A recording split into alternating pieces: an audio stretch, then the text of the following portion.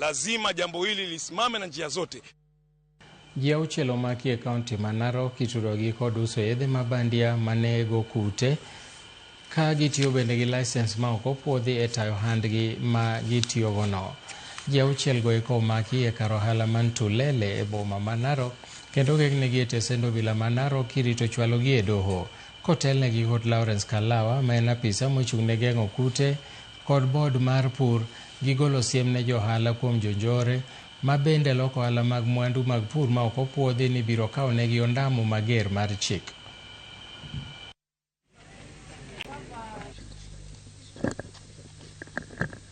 Some are on from our neighbors, others coming as far as China, illegal pesticides. And we are making this announcement that this week we are in Narok County with the police officers, with the press, with the PCB team, trying to crack down these illegal pesticides.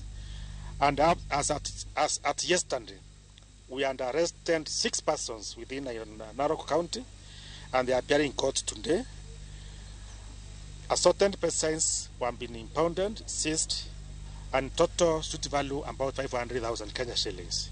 There are also those who are genuine traders.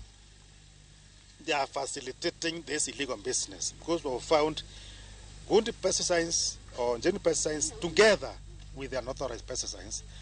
And our understanding is this person sitting at that shop also has a knowledge.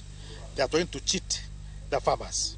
Yet they know these are not allowed for use in Kenya. That any person who is selling pesticides must have a qualification of a certificate in agriculture, or animal health, or environment, or other related subjects.